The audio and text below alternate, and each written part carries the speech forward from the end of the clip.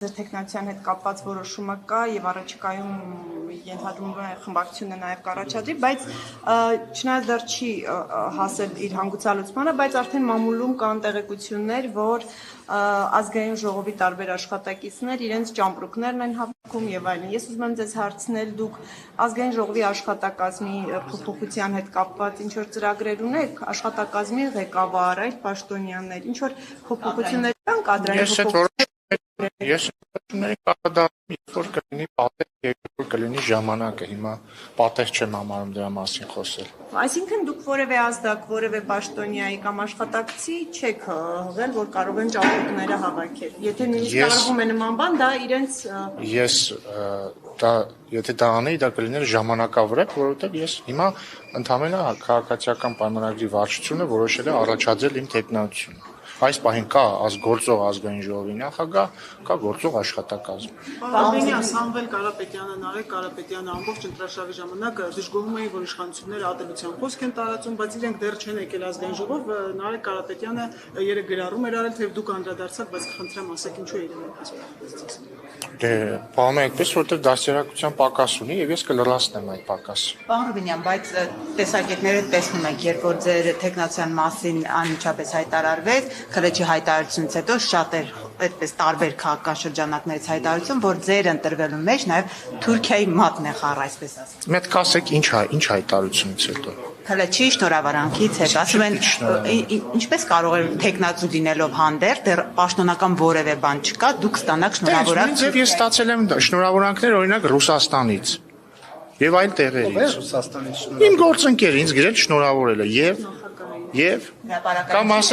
կամ ասենք, չէ, գրել է ինձ, կամ ասենք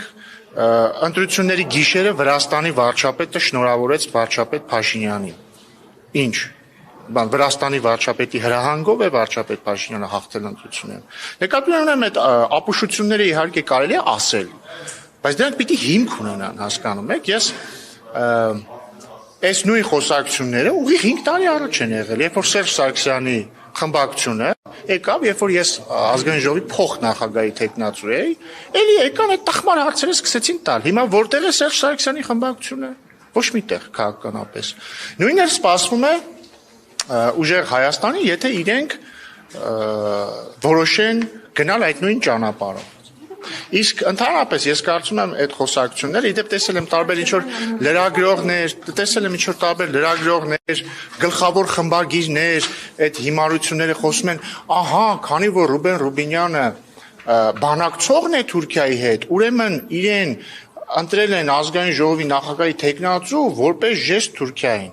Ես ուզում եմ ձեզ նախ տեղեկացնել, որ քանի որ ես ազգային ժողովի նախագահի տեխնացու եմ ընտրվել եւ ընտրվելու դեպքում ակնհայտորեն ես չեմ շարունակելու Թուրքիայի հետ բանակցություններում Հայաստանի հատուկ ներկայացուցիչ լինել։ Հետևաբար իրենց կոնսպիրոլոգիայի մի 90%-ը միանգամից փլվում է, որ ինձ ընտրելու են ազգային ժողովի նախագահ, որպեսզի ազգային ժողովի նախագահ բանակցի Թուրքիայի հետ։ Փլվեց այդ արդեն։ Հաջորդը դա անհարգալից վերաբերմունք է Հայաստանի ժողովրդի նկատմամբ, որովհետեւ Հայաստանում բոլոր պաշտոնները միջնորդավորված, բայց ընտրվում են Հայաստանի ժողովրդի կողմից։ Հայաստանի ժողովուրդն է, որ օրինակ վարչապետ Փաշինյանին ընտրել է վարչապետ, ընտրելով քաղաքացիական պայմանագրին։ Հայաստանի ժողովուրդն էր, որ պարոն Սիմոնյանին, Ալեն Սիմոնյանին 2021 թվականին ընտրել է ազգային ժողովի նախագահ, միջնորդավորված, որտեղ ընտրել է քաղաքացիական պայմանագրին, քաղաքացիական պայմանագրին էլ պարոն Սիմոնյանին ընտրել է ԱԺ նախագահ։ Հիմա Հայաստանի ժողովուրդն է, որ լիազորել է քաղաքացիական պայմանագրին, ինձ ընտրել որպես տեխնացու, եթե բնականաբար ազգային ժողովն էլ ընտրի կդառնամ ազգային ժողովի նախագահ։ Նկատի ունեմ, դա անհարգալից վերաբերմունք է Հայաստանի ժողովրդի նկատմամբ։ Իսկ բայց ես չեմ բացառում, որ օրինակ տվյալ քաղաքական գործիչները, խմբագիրները եւ այլ տարբեր օլիգարխների ձեռքից ծնվող անձինք ուղղակի չեն պատկերացնում, որ հնարավոր է առանց օտարերկրյա հրահանգի ինչ-որ բան անել։ Ես ենթադրում եմ, որ իրանց հրահանգում են ինչ-որ տեղից, կամ հրահանգողներն են իրանց հրահանգում։ Այսքանը դրա վերաբերյալ։ Որ չեք շարունակելու բանակցությունները արդեն Թուրքիայի հետ դուք չեք լինելու։ Իսկ կա քննարկում, ով է լինելով կփոխարինի ձեզ։ Ես որքան տեղյակ եմ, դեռ չկա, բայց բնականաբար վարչապետը եւ կառավարությունը կորոշեն։ Հնարավոր է Ալեն Սիմոնյանը լինի։ Չգիտեմ։ Չեմ կարծում։ Պաշտոն պիտի այս փուլը նաև